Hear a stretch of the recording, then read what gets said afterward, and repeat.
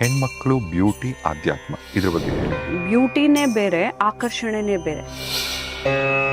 ನೋಡಿ, ಅವಳು ಸುತ್ತಲೂ ಒಂದು ಆಕರ್ಷಣೆ ತುಂಬಿಕೊಂಡಿರುತ್ತೆ. ಮಹಾಲಕ್ಷ್ಮಿ ಯಾರು, ಎಲ್ಲಿಂದ ಬಂದ್ರು ಈಕೆ? ಪರಬ್ರಹ್ಮನ ಸೂಕ್ಷ್ಮ ಸ್ವರೂಪವೇ ಲಕ್ಷ್ಮಿ. ಕೆಲವರು ಕಮೆಂಟ್ಸ್ ಮಾಡ್ತಾರೆ, ಏನ್ ಬಿಲ್ ಗೇಟ್ಸ್ ಲಕ್ಷ್ಮಿ ಪೂಜೆ ಮಾಡ್ತಾನ? ಅವ್ರು ಬೇರೆ ತರ ಎನರ್ಜಿ ಪೂಜೆ ಮಾಡಿರ್ತಾರೆ. ನಮ್ಮ ದೇಶದಲ್ಲಿ ಯಾವ ಸೈನ್ಸ್ ಬೇರೆಯವ್ರು ಯಾರೋ ಕಂಡಿಡ್ದು ಅವತ್ತು ಹಿಂಗ್ ನಡೆಯತ್ತೆ, ಇವತ್ತಂಗಲ್ಲ. ಈಗ ನಮ್ಮ ಹಿಂದಿನ ಕಾಲದಲ್ಲ ನೋಡಿ, ಈಗ ಯಾವಾಗ್ಲೂ 100 ವರ್ಷ ಆದ್ಮೇಲೆ ಆಗ್ತಕ್ಕಂಥ ಗ್ರಹಣ. ಇವಾಗ ನನ್ನ ಮೈಂಡ್ ಒಳಗಡೆನೆ ನಾನು ಎಳೆದು ರಿಸರ್ಚ್ ಮಾಡ್ಕೊಂಡೆ ಅಂದ್ರೆ ಅದು ವಿಜ್ಞಾನ, ವಿಸ್ತಾರವಾದ ಜ್ಞಾನ. ವಿಜ್ಞಾನ ಅನ್ನೋ ಪದದ ಅರ್ಥ ಕೂಡ ಇಸ್ ಡಿಫರೆಂಟ್.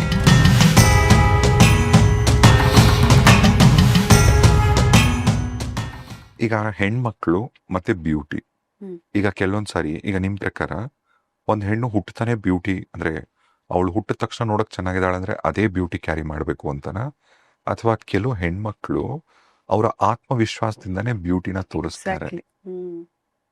ಹೆಣ್ಮಕ್ಳು ಬ್ಯೂಟಿ ಆಧ್ಯಾತ್ಮ ಇದ್ರ ಬಗ್ಗೆ ಹೇಳಿ. ಆಕ್ಚುಲಿ ಇದೆಲ್ಲ ಒಂದಕ್ಕೊಂದು ಇಂಟರ್ಲಿಂಕ್ಡ್. ನೀವು ಗಮನಿಸ್ತಾ ಹೋಗಿ, ಬ್ಯೂಟಿನೇ ಬೇರೆ, ಆಕರ್ಷಣೆನೇ ಬೇರೆ. ನೀವು ಹೇಳ್ದಂಗೆ ಮಗು ಹುಟ್ಟುತ್ತಾನೆ ಫೀಚರ್ಸ್ ಎಲ್ಲ ಚೆನ್ನಾಗಿರ್ಬೋದು, ಕಣ್ಣು ಮೂಗು ಬಾಯಿ ಎಲ್ಲ.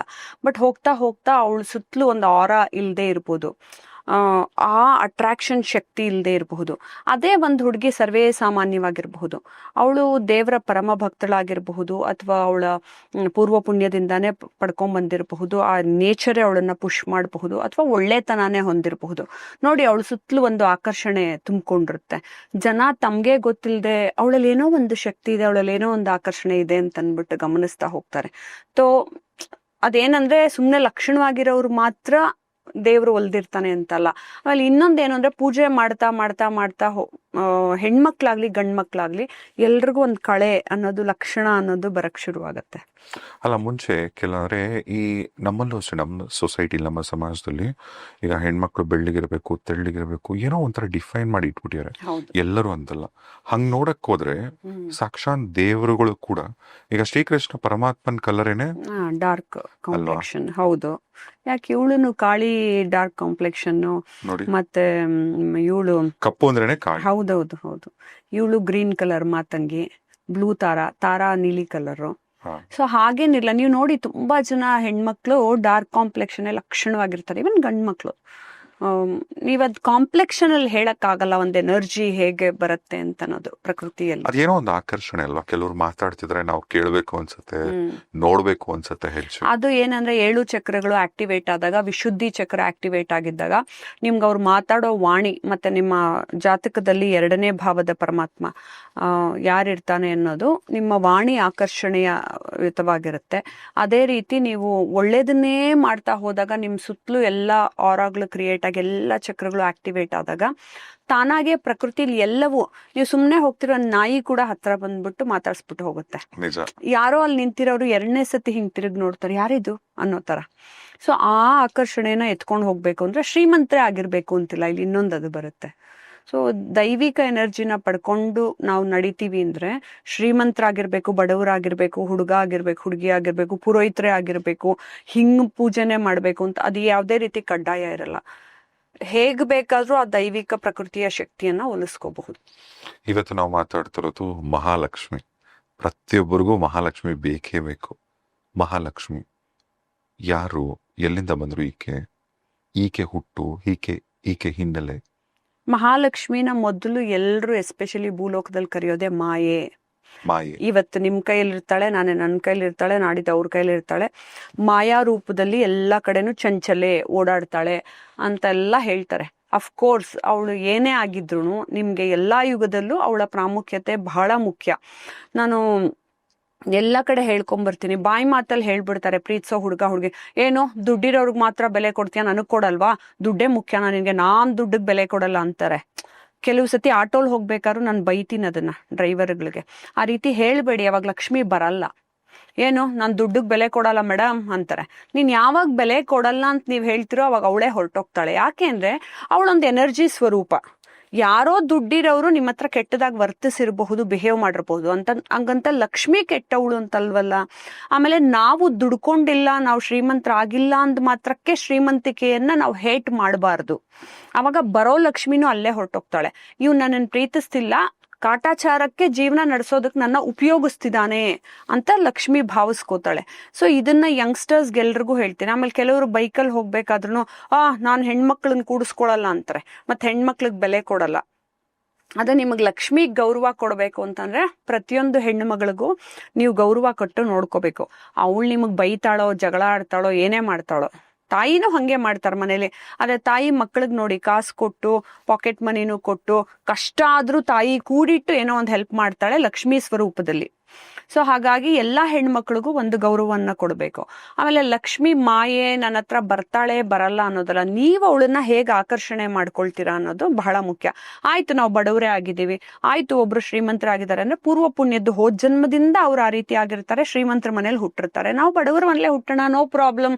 ನಾನ್ ಲಕ್ಷ್ಮಿನ ಅಟ್ರಾಕ್ಟ್ ಮಾಡ್ಕೋತೀನಿ, ನನಗ್ ಲಕ್ಷ್ಮಿ ಬೇಕು. ಸೊ ಅವಳನ್ನ ಅಷ್ಟು ನೀವು ಪ್ರೀತಿಸಕ್ ಶುರು ಮಾಡಿದ್ರೆ ಖಂಡಿತ ಅವಳು ಮೋಸ ಮಾಡಕ್ಕೆ ಸಾಧ್ಯನೇ ಇಲ್ಲ, ಬರ್ಕೊಟ್ಬಿಡ್ತೀನಿ. ಇವತ್ತಿನ ದಿನ ಜಗತ್ತಿನಲ್ಲಿ ಅತಿ ದೊಡ್ಡ ದೊಡ್ಡ ದೊಡ್ಡ ಸ್ಥಾನಮಾನವನ್ನ ಪಡ್ಕೊಂಡ್ರಂತ ದೊಡ್ಡ ದೊಡ್ಡ ವ್ಯಕ್ತಿಗಳು ಬಡತನದಿಂದಾನೇ ಬಂದಿದ್ದು. ಎಲ್ಲೋ ಕೆಲವರು ಶ್ರೀಮಂತರು, 10% ಜನ ಶ್ರೀಮಂತರು ತನ್ನ ತಾತ ಮುತ್ತಾತ ಮಾಡ್ಕೊಟ್ಟಿರೋದನ್ನ ಕಂಟಿನ್ಯೂ ಮಾಡ್ಕೊಂಡು ಹೋಗ್ತಿದ್ದಾರೆ, ಆಸ್ತಿನ ಹಾಳು ಮಾಡ್ಕೊಂಡಿದ್ದಾರೆ. ಅವ್ರೇನ್ ಲಕ್ಷ್ಮಿನ ಇಟ್ಕೊಂಡಿದ್ದಾರೆ, ಲಕ್ಷ್ಮಿನೂ ಹಾಳು ಮಾಡ್ಕೊಂಡಿದ್ದಾರೆ. ಆಕ್ಚುಲಿ ಅವಾಗಿನ ಸ್ಥಿತಿಗಿಂತ ಇವಾಗ ಕೆಳಗ್ ಬಿದ್ದಿರ್ತಾರೆ, ಹೆಸರಲ್ಲಿ ಅದಿರುತ್ತಷ್ಟೇ ದೊಡ್ಡ ಹೆಸರು. ಆದ್ರೆ ನೀವು ಬಡತನದಲ್ಲಿ ಹುಟ್ಟಿದ್ರೂ ಕೂಡ ಇಂಗ್ಲಿಷ್ ಅಲ್ಲಿ ಒಂದು ಸೇ ಇದೆ, if you are born poor it's not your mistake, but if you die poor it's your mistake. So ನೀವು ಬಡವರಾಗಿ ಹುಟ್ಟಿದ್ದು ನಿಮ್ ಮಿಸ್ಟೇಕ್ ಅಲ್ಲ, ಆದ್ರೆ ನಾನು ಬಡವನಾಗಿ ಸಾಯ್ತೀನಿ ಅನ್ಕೊಳ್ಳೋದು ನಿನ್ ತಪ್ಪು. ಸೊ ಎಲ್ಲದಕ್ಕೂ ಲಕ್ಷ್ಮಿ ಬೇಕು. ನೀವು ಬೆಳಗ್ಗೆ ಎದ್ದು ನೀರ್ ಬಿಟ್ಟು ನೀವು ಬ್ರಷ್ ಮಾಡ್ತೀರಾ, ಪೇಸ್ಟ್ ಹಾಕೋತೀರಾ, ನೀರಿಗೂ ಕೂಡ ಬಿಲ್ ಕಟ್ತೀವಿ ನಾವು. ನೀರಿಗೆ ಲಕ್ಷ್ಮಿ ಬೇಕು, ಪೇಸ್ಟ್ ಲಕ್ಷ್ಮಿ ಬೇಕು, ಕನ್ನಡಿಗೆ ಲಕ್ಷ್ಮಿ ಬೇಕು, ಬಾಡಿ ವಾಶ್ ಬೇಕು, ಸ್ಕಿನ್ ಟೋನರ್ ಬೇಕು, ತಿಂಡಿ, ನೀವು ಓಡಾಡೋದು, ಗಾಡಿ, ಎಲ್ಲದಕ್ಕೂ ರಾತ್ರಿ ಮಲ್ಕೊಂಡಾಗ ಫ್ಯಾನ್, ನೀವು ಸುಮ್ನೆ ಮಲ್ಗಿದ್ರು ಫ್ಯಾನ್ ತಿರ್ಗೋದಕ್ಕೆ ಕರೆಂಟ್ ಬಿಲ್ ಕಟ್ಟಬೇಕು, ಮತ್ತೆ ಗುಡ್ ನೈಟ್ ಹಾಕಕ್ಕೆ ಕರೆಂಟ್ ಬಿಲ್ ಬೇಕು, ನೀವು ಮಲ್ಕೊಳ್ಳೋ ಹಾಸಿಗೆ, ಪ್ರತಿಯೊಂದು ಲಕ್ಷ್ಮಿಯ ಬೇರೆ ಬೇರೆ ಬೇರೆ ಬೇರೆ ಸ್ವರೂಪಗಳನ್ನ, ವಸ್ತುಗಳನ್ನ ನಾವು ಲಕ್ಷ್ಮಿ ಕೊಟ್ಟೆ ಖರೀದಿಸ್ಬೇಕು. ನೀವ್ ಅದನ್ನ ಕದ್ಕೊಂಬಂದ್ರೆ ಕಳ್ಳ ಅಂತಾರೆ.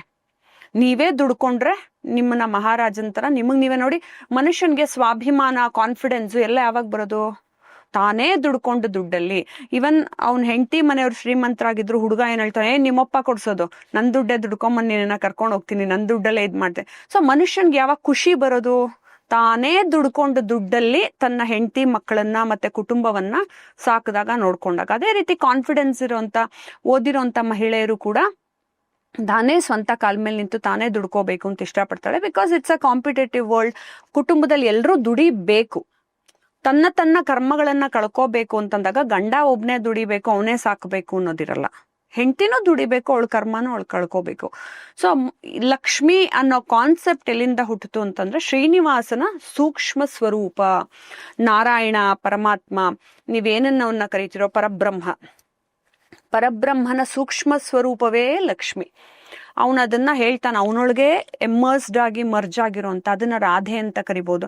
ನೀವು ನಾರ್ತ್ ಇಂಡಿಯಾಲೆಲ್ಲ ಜಾಸ್ತಿ ಹೋದ್ರೆ ನೀವು ನೋಡಿ, ರಾಧೆ ರಾಧೆ ಅಂತಾನೆ ಹೇಳೋದು. ಯಾಕೆ ಅಂತ ಹೇಳಿದ್ರೆ, ಕೃಷ್ಣನ್ನ ನಾವು ಪ್ರೀತಿಸ್ತೀವಿ, ಆದ್ರೆ ಕೃಷ್ಣನೇ ಪ್ರೀತಿಸ್ತಿದ್ದಂತ ಜೀವಾತ್ಮ ಯಾವುದು ಅಂತ ಹೇಳಿದ್ರೆ ರಾಧೆ. ಅಂದ್ರೆ ರಾಧೆ ಅನ್ನೋದನ್ನ ಒಂದು ಹುಡುಗಿ ಅಂತ ಸ್ವರೂಪದಲ್ಲಿ ಮಾತ್ರ ನೋಡೋದಲ್ಲ, ಅದು ಅಗೇನ್ ಒನ್ ಮೋರ್ ಎನರ್ಜಿ. ಆ ಎನರ್ಜಿ ಪ್ರೀತಿ ತುಂಬಿರೋ ಎನರ್ಜಿ, ಎಲ್ಲಾ ರೀತಿಯ ಆಕರ್ಷಣೆಯನ್ನ ತುಂಬಿರೋಂತ ಎನರ್ಜಿ. ಇದರಲ್ಲೂ ಒಂದು ಪುಟ್ಟ ಕಥೆ ಇದೆ. ತುಂಬಾ ಸುಂದರವಾಗಿರುವಂತ ವ್ಯಕ್ತಿ ಯಾರು ಅಂದ್ರೆ ಮನ್ಮಥ ಅಂತ ದೇವಲೋಕದಲ್ಲೆಲ್ಲ ಕರಿತಿರು. ಸೊ ಮನ್ಮಥನಿಗಿಂತ ತುಂಬಾ ಸ್ಫುರದ್ರೂಪಿ ಅಂದ್ರೆ ಕೃಷ್ಣ ಅಂತೆ. ಕೃಷ್ಣ ಹೇಳ್ತಾನಂತೆ, ನಾನೇ ಇನ್ನೊಬ್ರಿಗೆ ಅಟ್ರಾಕ್ಟ್ ಆಗ್ತೀನಿ, ನನಗಿಂತ ಸ್ಫುರದ್ರೂಪಿ ರಾಧೆ. ಸೊ ಜಗತ್ತಿನ ಎಲ್ಲಾ ಆಕರ್ಷಣೆ, ಲಕ್ಷಣ, ಅಟ್ರಾಕ್ಷನ್, ಪ್ರೀತಿ ಎಲ್ಲದಕ್ಕೂ ಕಾರಣ ರಾಧೆ. ಹಂಗ ಅವನೇ ಇಷ್ಟಪಡ್ತಾನೆ ಅಂದ್ರೆ ಅದೇ ಉನ್ನತ ಸ್ಥಾನದಲ್ಲಿರೋದು ಅಂತ. ಲಕ್ಷ್ಮಿ ಅವನ ಸೂಕ್ಷ್ಮ ಸ್ವರೂಪ. ಯಾಕೆ ಅವ್ನು ನಮ್ಗೆಲ್ರಿಗೂ ಕೊಟ್ಟಿದ್ದಾನೆ ಅಂತ ಹೇಳಿದ್ರೆ, ಸ್ಥೂಲ ಸ್ವರೂಪದಲ್ಲಿ ನನ್ನ ದೇಹದಿಂದ ನಾನು ಏನೇನೇನೇನ್ ಕರ್ಮ ಮಾಡ್ತೀನೋ, ಹೇಗೆ ಮಾಡ್ತೀನೋ ಅದಕ್ಕೊಂದು ಮಾನದಂಡವನ್ನ ವಿಧಿಸಿದ್ದಾನೆ. ಈಗ ಒಂದ್ ಲೋಟ ನೀರ್ ತಗೊಂಡ್ರೆ ಇಷ್ಟು ದುಡ್ಡು, ಒಂದ್ ಕಾಫಿ ತಗೊಂಡ್ರೆ ಇಷ್ಟು ದುಡ್ಡು, ಒಂದ್ ಕಾರ್ ತಗೊಂಡ್ರೆ ಇಷ್ಟು ದುಡ್ಡು. ಸೊ ನನ್ನ ಕರ್ಮಗಳನ್ನ ಕಳ್ಕೊಳ್ಳೋದಕ್ಕೂ ಕೂಡ ಒಂದು ಮಾನದಂಡ ರೂಪದಲ್ಲಿ ದುಡ್ಡನ್ನ ವಿಧಿಸಿದ್ದಾನೆ ಅವನು. ಸೊ ನಾನು ಆ ದುಡ್ಡನ್ನ ದುಡ್ಕೊಂಡೇ ಈ ವಸ್ತುನ ಪಡ್ಕೋಬೇಕು. ಸುಮ್ಮನೆ ಫ್ರೀಯಾಗಿ ಪಡ್ಕೊಳಕ್ಕಾಗಲ್ಲ. ಈಗ ಎಜುಕೇಶನ್ ಪಡ್ಕೊಳಕ್ಕೂ ಸ್ಕೂಲಿಗೆ ನಾವು ಫೀಸ್ ಕಟ್ತೀವಿ, ಊಟ ಮಾಡೋಕ್ಕೂ ನಾವು ದುಡ್ಡು ಖರ್ಚು ಮಾಡ್ತೀವಿ, ಎಲ್ಲದಕ್ಕೂ ನಾವು ಯಾಕೆ ಸತ್ತೋದ್ಮೇಲೆ ನನ್ನ ಬಾಡಿ ಸುಡಕ್ಕೂ ನಾನು ಫೀಸ್ ಕಟ್ಟಬೇಕು. ಪ್ರತಿಯೊಂದಕ್ಕೂ ನಾನು ಫೀಸ್ ಕಟ್ಟಿನೇ ಮುಂದೆ ಹೋಗ್ಬೇಕು ಅಂದ್ರೆ ಅದನ್ನ ದುಡ್ಕೋಬೇಕು. ಆ ದುಡ್ಕೊಳ್ಳೋದಕ್ಕೇನೆ ದೇವ್ರು ನಮ್ಗೆ ಭೂಲೋಕದಲ್ಲಿ ನಿನಗೊಂದು ದೇಹ ಕೊಟ್ಟಿದ್ದೀನಿ, ದುಡ್ಕೊಳ್ಳೋಕೆ ಕೈ ಕಾಲು ಬುದ್ಧಿ ಕಣ್ಣು ಎಲ್ಲ ಕೊಟ್ಟಿದ್ದೀನಿ, ಅದಕ್ಕೆ ಒಂದು ದೇವತೆಯನ್ನು ಕೊಟ್ಟಿದ್ದೀನಿ, ಲಕ್ಷ್ಮೀ ಸ್ವರೂಪವನ್ನ, ನಂದೇ ಸೂಕ್ಷ್ಮ ಸ್ವರೂಪ ಅಂತ ಅವನೇ ಪ್ರೀತಿಸ್ತಾನೆ. ಇದು ಅದಕ್ಕೆ ಪ್ರಕೃತಿ ಮತ್ತೆ ಪುರುಷ ಅಂತ ಫಿಕ್ಸ್ ಆಗಿರೋದು. ಅವನು ಪರಮ ಪುರುಷ. ನಾವೆಲ್ಲರೂ ಅದು ಇಲ್ಲಿ ಭೂಲೋಕದಲ್ಲಿ ಜೆಂಡರ್ ಇರ್ಬೋದು, ಹುಡುಗ ಹುಡುಗಿ ಅವರು ಇವರು ಅಂತ, ಬಟ್ ನಾವೆಲ್ಲರೂ ನಾರಾಯಣನ ಹೆಂಡ್ತೀರೆ. ಯಾಕೆಂದ್ರೆ ಅವನೊಬ್ಬನೇ ಪರಮಾತ್ಮ, ಪರಮ ಪುರುಷ. ಬೇರೆ ಯಾರೋ ಇಲ್ಲಿ ಇವನ್ ಭೂಲೋಕದಲ್ಲಿ ನಾನ್ ಗಂಡಸು ಅಂತ ನಿಂತ್ಕೊಳ್ಳೋನು ಪರಮ ಪುರುಷ ಆಗಕ್ ಸಾಧ್ಯ ಇಲ್ಲ. ಪುರುಷ ಅವನೊಬ್ನೇ ದೈವಿಕವಾಗಿ. ಇಲ್ಲಿ ಸಾಮಾಜಿಕವಾಗಿ ನಾವೊಂದು ಪುರುಷ ಮಹಿಳೆ ಅಂತ ಹೆಸರು ಕೊಟ್ಕೊಂಡಿದೀವಿ. ಸೊ ನಾವೆಲ್ಲರೂ ಅವನ ಸೂಕ್ಷ್ಮ ಸ್ವರೂಪವೇ, ಅವನ ಜೀವಾತ್ಮದಿಂದ ಬಂದಂತ ಪರಮಾತ್ಮನಿಂದ ಬಂದಂತ ಜೀವಾತ್ಮ ಅಂಶಗಳು. ಸೊ ಲಕ್ಷ್ಮಿ ನಮ್ಮೆಲ್ರಿಗೂ ಬಹಳ ಮುಖ್ಯ. ಎಕ್ಸ್ಟ್ರಾಡಿನರಿ ಲಕ್ಷ್ಮಿ ಇದ್ದಾಗ ಆ ಅಟ್ರಾಕ್ಷನ್ನು ಕಳೆ ಎಲ್ಲವೂ ತಾನಾಗೆ ಬರುತ್ತೆ. ಆದ್ರೆ ನಿಮ್ಗೆ ಆ ನೋಟ್ ಮೂಲಕದಲ್ಲೋ ನಾಣ್ಯದ ಮೂಲಕದಲ್ಲೋ ಸರ್ಕಾರ ಅದರ ಆಕಾರಗಳನ್ನ ಬದಲಾಯಿಸಬಹುದು. ಮೊದಲು ಮೆಟಲ್ ರೂಪದಲ್ಲಿತ್ತು ನಾಣ್ಯಗಳಲ್ಲಿ, ಇವಾಗ ನೋಟ್ ರೂಪದಲ್ಲಿ ಇರಬಹುದು. ಆ ನೋಟ್ ಗ್ರೀನ್ ಇರ್ಬೋದು, ರೆಡ್ ಇರ್ಬೋದು, ಯಾವ್ದಾವ್ದು ಕಲರ್ ಮಾಡ್ತಾರೋ ಅದು ಅದೇ. ಬಟ್ ಅದಕ್ಕೆ ಒಂದು ಆಕರ್ಷಣೆ ಇದೆ ನೋಡಿ, ಲಕ್ಷ್ಮಿಗೆ ತುಂಬಾ ಆಕರ್ಷಣೆ. ಎಲ್ಲಾ ಮನುಷ್ಯ ಹೇಳ್ಬೋದು, ಬಾಯಲ್ಲಿ ಬೈಬಹುದು, ಓಹೋಹೋ ನಂಗೆ ದುಡ್ಡು ಮುಖ್ಯನಾ ಅಂತ. ಅವನಿಗೆ ನಿಜವಾದ ಅಂತರಂಗದ ಆಸೆ ಕೇಳಿ ಫ್ರೆಂಡ್ ಜೊತೆ ಕುತ್ಕೊಂಡು ತಾನು ಶ್ರೀಮಂತ ಆಗ್ಬೇಕು ಅನ್ನೋದೇ ಪರಮ ಆಸೆ ಇರುತ್ತೆ. ನನ್ ದುಡ್ಡಿಗೆ ಯಾವತ್ತೂ ಕಷ್ಟ ಪಡಬಾರ್ದು ಮಗ, ನಾನು ನಮ್ಮ ಅಪ್ಪ ಅಮ್ಮ ನನ್ನ ಹೆಂಡತಿ ನನ್ನ ಮಕ್ಕಳು ನಾ ಮುಂದೆ ಸಂಸಾರ ಮಾಡೋರು ಅಥವಾ ಹುಡುಗಿ ಆಗಿದ್ರು ನನ್ನ ದುಡ್ಡಿಗೆ ಯಾವತ್ತೂ ಕಷ್ಟ ಪಡಬಾರ್ದು, ನನಗ್ ದುಡ್ಡು ಬೇಕು. ಸೊ ಲಕ್ಷ್ಮಿ ಅನ್ನೋದು ಅಂತ ಬ್ಯೂಟಿಫುಲ್ ಅಟ್ರಾಕ್ಷನ್ ಮನುಷ್ಯನ್ಗೆ. ಆಮೇಲೆ ನಮ್ ಜೊತೆನೆ ಮರ್ಜ್ ಆಗಿರುವಂತ ಎನರ್ಜಿ ಅದು. ನಾವ್ ಅದನ್ನ ಈಚೆ ತಂದ್ಕೊಂಡು ಕ್ರಿಯಾರೂಪದಲ್ಲಿ, ಇವಾಗ ಅದೇನಾಯ್ತು ನನ್ನ ತಲೆಯಲ್ಲಿ ಇತ್ತಷ್ಟೇ, ಅದು ನನ್ಗೆ ಹೇಗ್ ಬೇಕು ಅಂತ ಇಚ್ಛಾಶಕ್ತಿಯಾಗಿ ಲಕ್ಷ್ಮಿ ಇಲ್ಲಿ ಕೂತಿರ್ತಾಳೆ, ನಾ ಶ್ರೀಮಂತ ಆಗ್ಬೇಕು ಅಂತ. ಕ್ರಿಯಾರೂಪದಲ್ಲಿ ಹೊರಗಡೆ ಹೇಗೆ ಈಚೆ ತಂದ್ಕೊಂಡು ನಾ ಪಡ್ಕೋತೀನಿ ದುಡ್ಡನ್ನ. ಇದೇನಂದ್ರೆ ಬಾಟರ್ ಸಿಸ್ಟಮ್ ತರ, ನಾನು ಎನರ್ಜಿ ಕೊಡ್ತೀನಿ, ನನಗ್ ದುಡ್ಡು ಕೊಡ್ತಾರೆ. ನಾನು ಎನರ್ಜಿಯಲ್ಲಿ ಕೆಲಸ ಮಾಡ್ತೀನಿ, ನನಗೆ ಲಕ್ಷ್ಮಿ ನನ್ನ ಹತ್ರ ಬರ್ತಾಳೆ. ಆಮೇಲೆ ಲಕ್ಷ್ಮಿನ ಪ್ರೀತಿಸೋ ಮನಸ್ಸು ಕೂಡ ಬಹಳ ಮುಖ್ಯ. ಭಕ್ತಿ ಪ್ರೀತಿಸೋ ಮನಸ್ಸೋದಿಲ್ಲ, ಅದೆಲ್ಲ ನೀವು ಮಾಡ್ಬಿಡಿ, ಖಂಡಿತ ಬಡತನ ಅನ್ನೋದು ಇರೋದೇ ಇಲ್ಲ. ಸೊ ಲಕ್ಷ್ಮಿ ಹೇಗ್ ಹುಟ್ಟಿದ್ಲು ಅಂದ್ರೆ 3-4 ಪುರಾಣಗಳಲ್ಲಿ ನೀವು ಕೇಳಿದ್ದಕ್ಕೆ ಬೇರೆ ಬೇರೆ ತರ ಉಲ್ಲೇಖವಾಗಿದೆ. ಕ್ಷೀರಾಬ್ದಿ ತನಯೇ ಅವಳು ಅಂದ್ರೆ ಇದು ಸಮುದ್ರ ಮಂಥನದಲ್ಲಿ ಆ ಸಮಯದಲ್ಲಿ ಹುಟ್ಟಿ ಬಂದ್ಲು ಅಂತ ಅನ್ನೋದು ಇದೆ. ನಾರಾಯಣ ತಂದೆ ಸೂಕ್ಷ್ಮ ಸ್ವರೂಪದಲ್ಲಿ ಕ್ರಿಯೇಟ್ ಮಾಡ್ದ ಅನ್ನೋದು ಇದೆ. ನಾವಿವಾಗ ಶ್ರೀ ಸೂಕ್ತದಲ್ಲಿ ತಗೊಂಡಾಗ್ಲೂ ಹಿರಣ್ಯವರ್ಣಾಂ ಹರಿಣಿಂ, ಅವಳು ಚಿನ್ನದಂತ ಬಣ್ಣವನ್ನ ಹೊಂದಿರತಕ್ಕಂತ ಸೂರ್ಯ ಹೇಗ್ ಹುಟ್ಟುತ್ತಾನೋ ಅಲ್ಲಿಂದ ಅವಳು ಬರ್ತಾ ಇದ್ದಾಳೆ ಅನ್ನೋದನ್ನೇ ನಾವು ಬೆಳಗಿನ ಜಾವ ಪೂಜೆ ಮಾಡಿದಾಗ ಕೂಡ ಶ್ರೀ ಸೂಕ್ತದಲ್ಲಿ ಅವಳನ್ನ ವರ್ಣಿಸ್ತೀವಿ. ಆದಿತ್ಯ ವರ್ಣೆ ತಪಸೋ ಅಧಿಜಾತೋ ವನಸ್ಪತಿ ಸ್ತವ ವೃಕ್ಷೋ ಅತ ಬಿಲ್ವಃ ತಸ್ಯ ಫಲಾನಿ ತಪಸಾನುದಂತು ಮಾಯಾಂತರಾಯಾಶ್ಚ ಬಾಹ್ಯ ಅಲಕ್ಷ್ಮಿ ಉಪೈತು ಮಾಂ ದೇವಸಕಃ ಕೀರ್ತಿಶ್ಚ ಮಣಿನಾಸಃ ಪ್ರಾದುರ್ಭೂತೋ ಅಸ್ಮಿನ್ ರಾಷ್ಟ್ರೇ ಅಸ್ಮಿನ್ ಕೀರ್ತಿಂ ವೃದ್ಧಿಂ ದದಾತು ಮೇ. ಅವಳು ಕ್ಷೀರ ಅಂದ್ರೆ ಹಾಲಿನ ರೂಪದಲ್ಲೂ ಇದ್ದಾಳೆ, ಸೂರ್ಯನ್ ಬಣ್ಣದಲ್ಲಿ, ಸೊ ಹಾಲಿನ ಬಣ್ಣದಲ್ಲೂ ಇದ್ದಾಳೆ. ಅಷ್ಟು ಬ್ಯೂಟಿಫುಲ್, ಬೆಳ್ಳಗಿರೋದು, ಚಿನ್ನದಷ್ಟು ಹೊಳಪನ್ನ ಹೊಂದಿರೋದು, 1000 ಸೂರ್ಯ ತೇಜಸ್ಸನ್ನ ಹೊಂದಿರೋ ಅಂತ ಅವಳು ಹೇಗಿದ್ದಾಳೆ, ನನಗೆ ಕೀರ್ತಿಂ ವೃದ್ಧಿಂ ದದಾತುಮೆ, ನನಗೆಲ್ಲವನ್ನೂ ಕೊಡು, ಕೀರ್ತಿಯನ್ನು ಕೊಡು, ವೃದ್ಧಿಯನ್ನು ಕೊಡು, ಎಲ್ಲವನ್ನೂ ಕೊಡು ಅಂತ ಅವಳನ್ನ ಹೊಗಳಿ. ಇವಾಗ ಸಾಮಾನ್ಯ ಮಂತ್ರಗಳೆಲ್ಲ ಏನು ಅಂದ್ರೆ ದೇವರನ್ನ ಹೊಗಳಿ ಪೂಜೆ ಮಾಡೋವಂಥದ್ದಷ್ಟೇ. ನಮ್ ಕೆಲ್ಸ ಯಾವ ರೀತಿ ಮಾಡ್ಕೋಬೇಕು, ಯಾರೋ ಸಾಮಾನ್ಯ ಮನುಷ್ಯರುಗಳಿಗೆ ನಾವು ಬಾಸ್ಗೆ ಹೊಗಳ್ಬಿಟ್ಟು ಕೆಲಸ ಮಾಡಿಸ್ಕೋತೀವಲ್ಲ, ಇದು ಅವ್ರ ಎನರ್ಜಿ ಕನೆಕ್ಟ್ ಆಗೋದಕ್ಕೆ ನಾವು ಅವ್ರನ್ನ ಪೂಜಿಸ್ಬೇಕು ಅಂತಂದಾಗ, ಅವರೇ ಎಲ್ಲವನ್ನು ಕೊಟ್ಟಿದ್ದಾಗ ಅವ್ರಿಗೆ ಸಮರ್ಪಣೆ ಮಾಡಿ ಅವ್ರನ್ನ ಹೊಗಳೋ ಅಂತದ್ದೇ ಮಂತ್ರ ಮುಖೇಣ ಮಾಡೋ ಅಂಥದ್ದು. ಸೊ ಆ ಲಕ್ಷ್ಮಿಯನ್ನ ಈ ಅನೇಕ ಪುರಾಣಗಳಲ್ಲಿ ಈ ರೀತಿ ಉಲ್ಲೇಖಿಸಿದ್ದಾರೆ. ಈಗ ಕೆಲವರು ದೇವ್ರ ಪೂಜೆ ಮಾಡಲ್ಲ, ದೇವ್ರ ಕೈ ಮುಗಿಯಲ್ಲ, ಮಹಾಲಕ್ಷ್ಮಿನ ಕೂಡ ನಂಬಲ್ಲ. ಈಗ ಐ ಆಮ್ ಶೋರ್ ಇವಾಗ ನಾವು ಲಕ್ಷ್ಮಿ ಬಗ್ಗೆ ಮಾತಾಡ್ತಿದೀವಿ, ಕೆಲವರು ಕಮೆಂಟ್ಸ್ ಮಾಡ್ತಾರೆ, ಏನ್ ಬಿಲ್ ಗೇಟ್ಸ್ ಲಕ್ಷ್ಮಿ ಪೂಜೆ ಮಾಡ್ತಾನ ಅಂತ. ಅವ್ರು ಬೇರೆ ತರ ಎನರ್ಜಿ ಪೂಜೆ ಮಾಡಿರ್ತಾರೆ. ನಾನು ಹೇಳಿದ್ನಲ್ಲ ನಿಮ್ಗೆ, ಕೆಲವರಿಗೆ ಪೂರ್ವ ಪುಣ್ಯ ಇರುತ್ತೆ. ಅವ್ನು ಎಷ್ಟೋ ಜನ್ಮಗಳ ಹಿಂದೆ, ಇವಾಗ ನೀವು ಬೇರೆ ದೇಶಗಳಲ್ಲೂ ಬೇರೆ ಬೇರೆ ಇವ್ರಿದಾರಪ್ಪ, ಈಜಿಪ್ಟ್ಗೆ ಹೋಗಿ ಅವ್ರದೇ ಆದ ದೇವರುಗಳು ನಮ್ಮ ಭಾರತ ದೇಶದಲ್ಲಿ ಯಾವಾಗ ಶುರುವಾಯ್ತೋ ನಾವೆಲ್ಲ ಕಂಡ್ಕೊಳಕ್ಕೆ ನಾವು ಕಂಡುಕೊಳ್ಳೋದು ಲೇಟ್ ಮಾಡಿದ್ವಿ. ಭಾರತ ದೇಶದಲ್ಲಿ ವೇದಗಳ ಕಾಲ ಅದು ಇದು ಅಂತಿಲ್ಲ, ಎಲ್ಲ ಎಕ್ಸಿಸ್ಟೆನ್ಸ್ ಅಲ್ಲಿ ಇತ್ತು ಆಲ್ರೆಡಿ. ನಾವು ಕಂಡುಕೊಂಡಿದ್ದಕ್ಕೆ ವೇದಗಳ ಕಾಲ ಅಂತ ನಾವು ಹೆಸರು ಕೊಟ್ವಿ. ನಾನು ಇನ್ನೂ ಲೇಟ್ ಆಗಿ ಕಂಡುಕೊಂಡ್ರೆ ಇನ್ನೂ ಲೇಟ್ ಆಗಿ ಹೋಗುತ್ತೆ. ಅಂದ್ರೆ ಇತ್ತು ನಾವು ವೇದಗಳೆಲ್ಲ ಇತ್ತು. ಅದು ಅಶರೀರವಾಣಿಗಳ ಮೂಲಕ. ಇವಾಗ ನಾವು ಅದನ್ನ ಭಾರತೀಯ ದರ್ಶನದಲ್ಲಿ ಶ್ರುತಿ ಸ್ಮೃತಿ ಅಂತ ಹೇಳ್ತಾ ಹೋಗ್ತೀವಿ. ಶ್ರುತಿ ಅಂತ ಹೇಳಿದ್ರೆ ನಿಮ್ಗೆ ಕಿವಿಲ್ ಕೇಳಿಸ್ಕೊಳ್ಳೋದು, ಅಶರೀರವಾಣಿಗಳು ಬಂದು ಋಷಿ ಮುನಿಗಳಿಗೆ ಹೇಳದಂತದ್ದು ಕೆಲವು. ಸ್ಮೃತಿ ಅಂತ ಹೇಳಿದ್ರೆ ಓಕೆ, ನೀವು ಮಲಗಿದ್ದಾಗ ನಿಮ್ಗೆ ಗೋಚರವಾಗಿ ಮತ್ತೆ ಕೇಳಿಸ್ಕೊಂಡಿದ್ದಕ್ಕೆ ನೀವು ಅನಲೈಸ್ ಮಾಡ್ಕೊಂಡು ಹೆಂಗಿರ್ಬೋದು ಹೇಗಿರ್ಬೋದು ಹಂಗಿರ್ಬೋದು ಅಂತ ಅದೆಲ್ಲ ಮಾಡ್ಕೊಂಡೆ ಇವರು ಗ್ರಹಣಗಳು ಮತ್ತೆ ಪ್ಲಾನೆಟ್ಗಳು ಎಲ್ಲ ಬರ್ದಿರೋದು ಅದೇ ರೀತಿ ಶ್ರುತಿ ಸ್ಮೃತಿಯಿಂದ. ಅದ್ರ ಕೆಳಗೆ ವೇದಗಳು, ವೇದಾಂತ, ಈ ಕಡೆ ಎಲ್ಲ ಭಾರತೀಯ ದರ್ಶನದ್ದು ಬೇರೆ ಬರುತ್ತೆ. ಈಗ ಅದು ಹೇಗೆ ಬರ್ದಿರೋದು ಗ್ರಹಣಗಳ ಬಗ್ಗೆ ಹೇಳ್ತಿದ್ರೆ?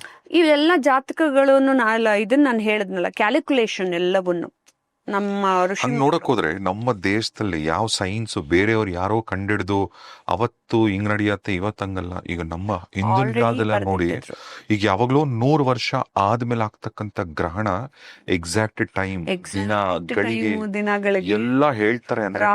ನೋಡಿ ಆಗ್ಲೇ ಬರ್ದಿಟ್ಟಿರೋ ಅದನ್ನ ಮಲ್ಟಿಪ್ಲಿಕೇಶನ್ ಕ್ಯಾಲ್ಕುಲೇಷನ್ ಮಾಡ್ತಾ ಹೋದ್ರೆ ಹಂಗಂಗೆ ಆಗತ್ತೆ. ವಿಜ್ಞಾನ ಇವಾಗನವ್ರು ಹೇಳೋ ವಿಜ್ಞಾನ ಅನ್ನೋ ಮಾಡರ್ನ್ ವಿಜ್ಞಾನ ಅಲ್ಲ. ವಿಜ್ಞಾನ ಅನ್ನೋದು ವಿಜ್ಞಾನ ಘನರೂಪಿಣಿ ನಮಃ ಲಲಿತಾ ಸಹಸ್ರನಾಮದಲ್ಲೂ ಇತ್ತು. ವಿಜ್ಞಾನ ಅನ್ನೋದು ವೈದಿಕವಾಗಿ ಮತ್ತೆ ಪಾರಮಾರ್ಥಿಕವಾಗಿ ಏನು ಅಂತ ಹೇಳಿದ್ರೆ ವಿಜ್ಞಾನ ಅವಾಗ್ಲೂ ಇತ್ತು. ರಿಸರ್ಚ್ ಇವಾಗ ನನ್ನ ಮೈಂಡ್ ಒಳಗಡೆನೆ ನಾನು ಇಳಿದು ರಿಸರ್ಚ್ ಮಾಡ್ಕೊಂಡೆ ಅಂದ್ರೆ ಅದು ವಿಜ್ಞಾನ, ವಿಸ್ತಾರವಾದ ಜ್ಞಾನ, ವಿಜ್ಞಾನ. ಸೊ ಆ ವಿಸ್ತಾರವಾದ ಜ್ಞಾನವನ್ನ ಹೆಂಗ್ ಬೇಕಾದ್ರೂ ಕಂಡಿಡ್ಕೋ. ಇವತ್ತಿನ ಯಂಗ್ಸ್ಟರ್ಸ್ ಸೈಂಟಿಫಿಕಲಿ ಪ್ರೂವ್ ಮಾಡ್ತೀರಾ ವಿಜ್ಞಾನ ಅಂತ ತಿಳ್ಕೊತಾರ. ಆ ವಿಜ್ಞಾನ ಅಲ್ಲ. ವಿಜ್ಞಾನ ಅನ್ನೋ ಪದದ ಅರ್ಥ ಕೂಡ ಇಸ್ ಡಿಫರೆಂಟ್. ಅಷ್ಟು ಆಳವಾದ ಜ್ಞಾನ ಅವಾಗಿಂದಾನೇ ಇತ್ತು. ಈಗ ಬರೋ ವಿಜ್ಞಾನಗಳು ಸುಮ್ಮನೆ ಇದು ಕಂಡಿಡಿದ್ರೆ ಇದು ಲೈಟು, ಇದು ಮೈಕು, ಇದು ಅದೊಂದು ಕಂಡಿಡಿದ್ಮೇಲೆ ಇವಾಗ ನಾ ಒಪ್ಕೋತೀನಿ ಅಂತ ಹೇಳ್ತಾರೆ. ಯಾಕೆ ಅಂದ್ರೆ ಬರೀ ಅವರ ಮೈಂಡ್ಗೆ ತಕ್ಕನಾಗೆ ಮನುಷ್ಯ ತಾನು ಬಿಹೇವ್ ಮಾಡ್ತಾನೆ. ತನ್ನ ಮೈಂಡನ್ನ ಬಿಟ್ಟು ಆ ಕಡೆಗೆ ಹೋಗಲ್ಲ ಅವನು. ಅಂದ್ರೆ ಅದನ್ನೆಲ್ಲ ಪಂಚೇಂದ್ರಿಯಗಳನ್ನ ಬಿಟ್ಟು ಅತೀಂದ್ರಿಯದಲ್ಲಿ ಯೋಚಿಸ್ಬೇಕು, ಇನ್ನೊಂದು ಇಂದ್ರಿಯದಲ್ಲಿ. ಸೊ ಅದಕ್ಕೆ ಅವ್ರು ಏನ್ ಮಾಡ್ಕೋತಾರೆ, ವಿಜ್ಞಾನದಲ್ಲಿ ಹಿಂಗಿರ್ಲಿಲ್ಲ ಹಂಗಿರ್ಲಿಲ್ಲ ಅಂತ ಅನ್ಕೊಳ್ತಾರೆ.